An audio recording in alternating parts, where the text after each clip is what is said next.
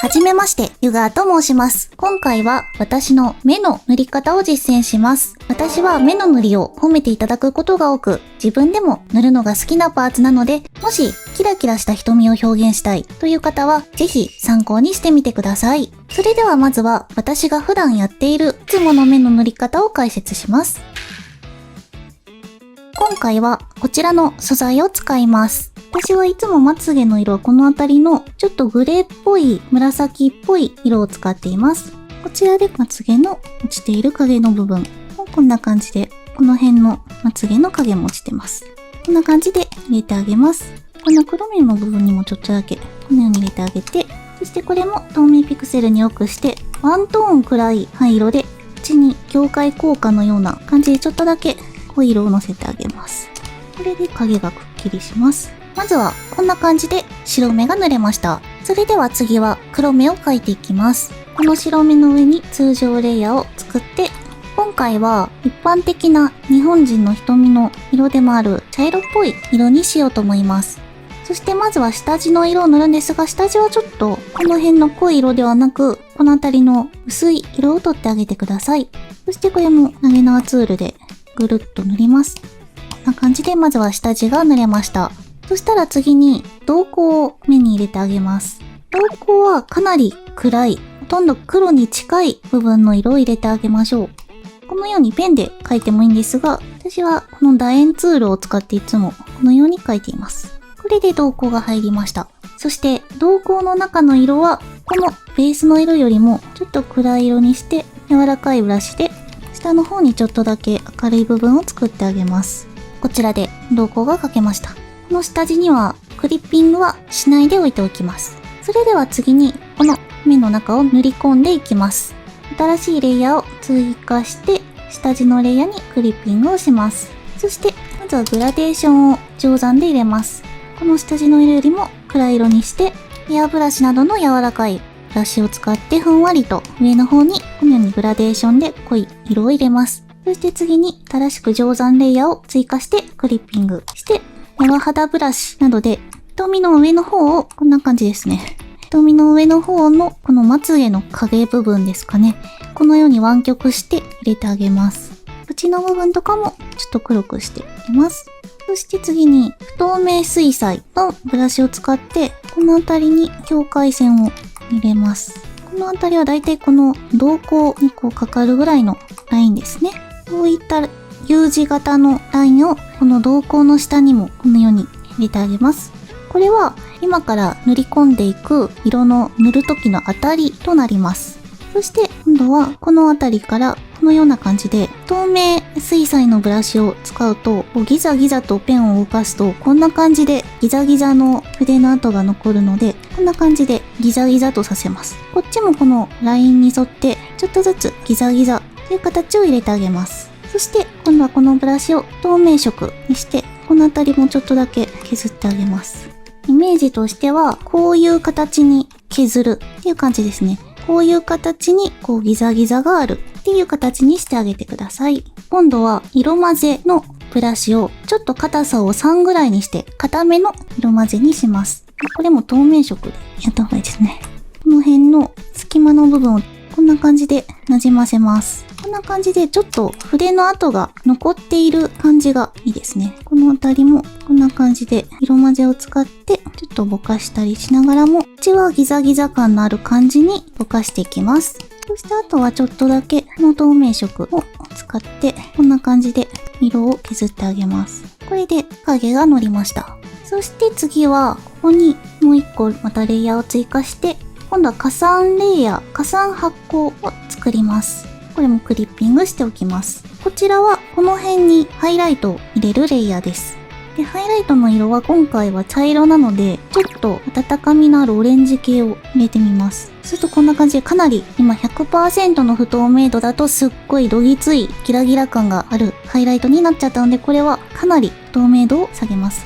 こんな感じで、このベースの色よりちょっと明るいかな、鮮やかかなっていう程度で大丈夫です。あんまりギラッとさせすぎてしまうと、一昔前っぽい感じの瞳の塗り方になっちゃうので、透明度に関しては結構 20% ぐらいのちょっと明るいかなぐらいの感じで大丈夫です。この辺りの下の部分にこう丸い形を意識して入れるのと、あとはこの瞳孔の下の部分にもこのようにちょっと入れて明るくしてあげます。そしたら次は先ほどの5目の影を入れたレイヤーに戻って、この辺適当な色を取って、このさっき描いたこの丸のこの縁のあたりにちょっとだけ影を追加してあげます。で、この辺の U 字型に描いた部分は、ちょっとだけこのハイライトが被っててもうちょっと色を薄くして光ってますよという風に見せたいので、ここは透明色ロックをして、ちょっとだけ明るい色に変えてあげます。この辺の色を今取ってのせました。これで、ここら辺が明るくなって発光してますよというような感じに見えます。こんな感じでまずは白目と黒目の下地部分ができました。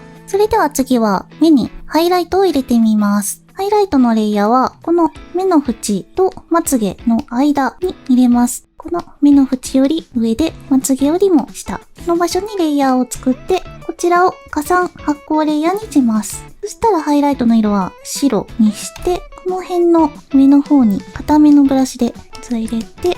何箇所かこう光の粒を描いても可愛いです。こんな感じで入れて、今日はだいたい真ん中左右という感じでいつも入れています。こっちは柔肌ブラシでちょっとだけ縁がぼけるような感じで入れて、この辺にもちょんちょんと入れてあげます。この辺の色はちょっとだけ真っ白じゃなくて、この瞳の色と同系色の色でこうやってちょっと色をつけてあげても可愛いです。白でもどちらでも大丈夫です。こんな感じでだいたい1、2、3点ぐらいに置いてあげて、この辺とかちょっとだけぼかしてあげます。こんな感じでちょっとぼかしたりしてあげたら、次は瞳孔の周りにもハイライトを入れてあげます。まず瞳孔の中に今回茶色なんでオレンジ系とか黄色系で入れてみましょうか。この辺にワンポイント入れたりとか、あとは瞳孔の周りにこう瞳孔に向かうような感じで光を入れてあげます。この周りの光の色は蛍光色なら何色でも合うと思います。青にしてみたりとか、黄緑とかピンクとか、こんな感じでちょっとだけ光を入れてあげると情報量が増えて複雑そうな色合いになります。そしたら次に瞳孔のレイヤーの1個上に通常レイヤーで今度は反射光を入れてあげます。まずは真っ黒を取ってハイライトの下にこんな感じで黒を入れてあげます。こうするとハイライト部分がより際立ちますね。こんな感じでこのエリアに黒を入れてあげます。このハイライトの下部分。これでハイライトが際立つようになります。この後に反射光を入れるんですが、反射光はだいたい紫とか青系とかオレンジ系とか、この辺りの色で入れることが多いです。この瞳の色の反対の色相、例えばこの今茶色だったら茶色の反対の色相、この反対の色を補色というんですが、この色を入れてあげるっていうのもいいと思います。今回はこの補色を入れてあげましょう。この左半分でちょっと下の方の色を入れてあげましょう。これを柔肌ブラシとかでふんわりこの辺にハイライトの下に置いた色に被らない場所にこんな感じで光を入れてあげました。下の方はちょっとだけなじませてあげます。これで反射光をここら辺の縁にもちょっと入れてあげたりします。そしたら最後にこの反射光の中にまつげが映り込んでるよっていうまつげの形をこんな感じで影を入れるといい感じになります。こんな感じでハイライトと反射光を入れることができました。さらにハイライトをもうちょっと複雑にするテクニックとしては、この今反射光を入れているこのレイヤーのままで、この青とかピンクといっためちゃめちゃ蛍光色をこのハイライトの下にこんな感じで縁取りみたいな感じで仕込むと、ちょっと色臭さっぽくなってこう色が増えることによってちょっとおしゃれっぽい雰囲気になったりもします。こちらでハイライトと反射光が入りました。そして瞳部分の仕上げとして、この瞳の色をちょっと明るくします。レイヤーの色調補正レイヤーの中から明るさとコントラスト選んで、この瞳を塗ったレイヤーにクリッピングして、場所はこの丸く作ったこの辺りのハイライトよりかは下に入れます。そして明るくします。な感じで、軽くしたらこのハイライトも結構明るくなっちゃうんで、これは逆に下げて。こんな感じで、私は最後に瞳の色を明るくしたりとか、瞳のレイヤーごと薄い色にしたりとか、ちょっとだけ色の濃度を下げることが多いです。こうすることによって何が変わるかと言いますと、先ほどクリッピングをしなかったこの瞳孔部分とか、この反射光部分、ハイライト部分、このあたりがすごくくっきりと目立つようになります。この目の縁とか瞳孔とかが目立つとすごく目自体がコントラストが強く感じて、この元の目でもいいんですが、よりはっきりとした瞳に見えるので、こんな感じでちょっとだけ色を薄くすることが多いです。あともう一つ仕上げとしてよくやるテクニックとしては、この瞳のレイヤーにオーバーレイのレイヤーを追加してクリッピングをします。そしてお好きな色で、例えば紫とかをこんな感じでふんわりと一部入れてあげたりすると、また瞳の色味が変化して複雑な雰囲気が出ます。青系とかでも不思議な色味になっていいですね。これも最後の仕上げとしておすすめです。こちらで瞳部分が完成しました。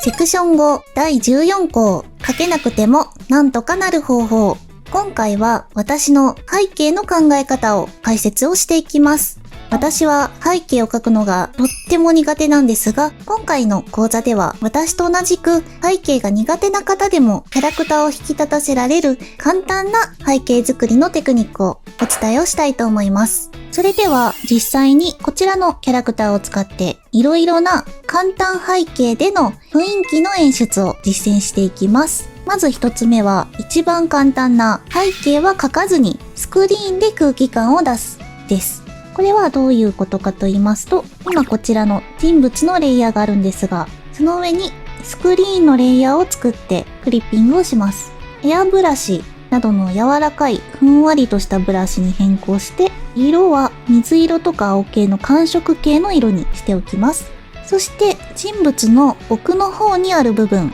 少し遠く離れている部分にこのブラシでふんわりと色をのせてあげます。これだけです。こうすることによって遠い場所が青白く霞んで見えるという空気遠近法の効果があります。これがあるのとないのとではこんな感じでちょっと雰囲気が出ます。そして二つ目は窓です。背景が何も思い浮かばないけど何かを描きたいという時に便利なのが窓です。描き方は、まずは窓枠を描くんですが、窓枠を描くときには、レイヤーから定規コマ枠、そしてパース定規の作成を選びます。一点通しにチェックが入った状態で OK。これで新しいこういったレイヤーが作成されます。これをキャラクターのレイヤーの下に持っていって、ここに窓枠を描くんですが、窓枠の太さは一定の太さにしたいので、このペンの隣にあるマーカーの中のマジックペンを選びます。このペンで描くと一定の太さで筆圧が入らずに描くことができます。このマジックペンで窓枠の色はこの辺のグレーのようなベージュのような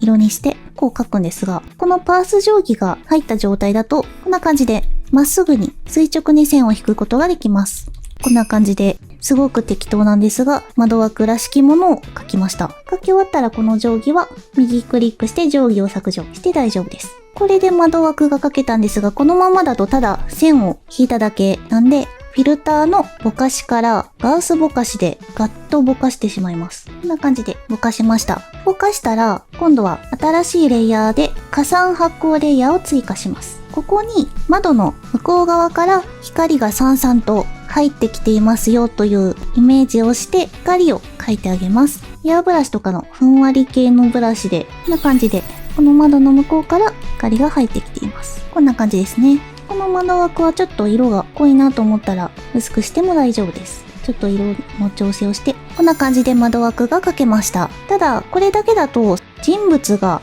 ちょっと浮いてますよね。この後ろから光が入ってきているのにもかかわらず逆光になっていないので今浮いています。なんで今から逆光にします。この人物の上に新しい定山レイヤーを追加して人物にクリッピングします。そしてこういったグレー系のベージュで塗りつぶして一旦影を作ります。そしたらその上にもう一個今度は加算発光レイヤーを作ってクリッピングをします。そしてあとは後ろからの光を書き込んであげる。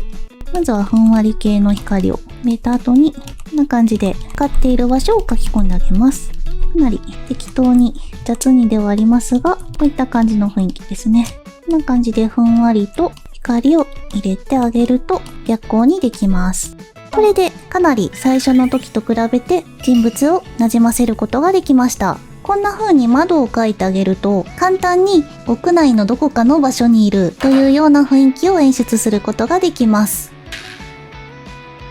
この講座の目的。この講座は基礎的なデッサン力や知識で画力を高めようという趣旨ではありません。私は美術系の学校で専門的に学んだわけではなく、努力をして練習することも嫌いな性格なので、はっきり言ってしまうと基礎的な画力のレベルは低いです。それでもプロイラストレーターとして生活をしています。それはなぜ？その秘密は上手なイラストを描く力ではなく、上手なイラストを作る力にあります。料理で例えると、私の基礎的な画力はスーパーで売っているような見切り品のお肉です。そのままだと硬くてとても食べづらいお肉なんですが、料理人が一手間かけることによって柔らかくて食べやすいお肉に変身。そして盛り付けによってレストランのステーキのように美味しそうに大変身というようなイメージです。もちろんお肉自体の品質イコール画力を高めることが何よりも大切なんですが、まずは食べてもらわないことには始まらないですよね。イラストにおいても、まずは目を留めてもらうことが重要です。この講座を受ける人の中には、イラストを描くモチベーションを保つことや、イラストに反応がもらえないことに悩んでいる人もいるんじゃないかと思います。画力を上達させるために、デッサンの勉強や努力といった積み重ねが必要なことも確かに大事です。ただ、ちょっとしたテクニックを習得することで、イラストの見栄えを良くすることは可能です。見ている人の反応につながりやすい見栄えの部分を向上させることで、イラストへのモチベーションを保ってほしいし、この講座を受けた方のイラストが多くの人に見てもらうことにつながれば私も嬉しいです。それでは以上で、セクション1第1項自己紹介とこの講座の目的を終了します。ここまでご視聴ありがとうございます。お疲れ様でした。